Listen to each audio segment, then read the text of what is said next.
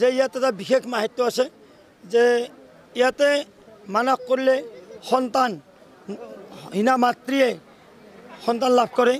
ইয়াৰ পৰাই 1598টা সন্তানহীনা পৰিয়ালে সন্তান লাভ কৰিবলৈ সক্ষম হৈছে আৰু বহুত ডাঙৰ ডাঙৰ বেমাৰৰ পৰা মানুহে আৰোগ্য লাভ কৰিছে। ইয়াৰ পৰা বহুত ল'ৰাই চাকৰি পাইছে আৰু বহুতো উন্নতি হৈছে। আৰু বিশেষকৈ ৰামদিয়া সাৰ্বজনীন শ্ৰী শ্ৰী মা মনসা পূজাৰ এটা বিশেষ মাহাত্য যে ইয়াত যিটো মহাভোগ চলে, এই মহাভোগ যিয়ে দান কৰে তেওঁৰ পৰিয়ালসকলৰ এটি বহুত পুণ্য হয় বুলি আৰু ঘৰৰ মংগল হৈ উন্নতি সাধন হোৱাৰ প্ৰবাদ আছে। সেয়েহে প্ৰায় আজি আমি 1 লাখ মানুহৰ যি মহাভোগ আয়োজন কৰিছোঁ, সেই 1 লাখ মানুহৰ আমাৰ আহি প্ৰায় ভৰ্তি হৈছে। আমি চলাই আছোঁ, কিন্তু আমি মানে ৰাইজৰ অৱদানেৰে চলাইছোঁ। আমি ৰাইজে কিনিব লগা হোৱা নাই, কাৰণ কমিটিখনৰ মাত্ৰ প্ৰায় 19,600 টকা চান্দা উঠে, যিখন পূজাত 16 লাখতকৈ ওপৰত বাজেট। গতিকে এইটো ৰাইজেই কৰিছে, এইটো ৰাইজক আমি প্ৰণিপাত জনাইছোঁ। সঁচাকৈ ভাল লাগিছে। ৰাইজৰ পদধূলি একেবাৰে হাজো অঞ্চলৰ পশ্চিমত, য'ত নেকি এটা সংকটজনক অঞ্চল।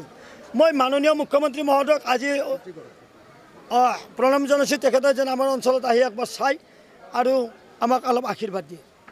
ৰামদিয়া সাৰ্বজনীন শ্ৰী শ্ৰী মা মনসা পূজাৰ এই 9শ স্তৰত উপস্থিত হৈ মাৰ শ্ৰীচৰণত সেৱা জনালোঁ আৰু সকলোৰে যাতে মংগল হয়, সকলোকে যাতে মায়ে আশীৰ্বাদ দিয়ে।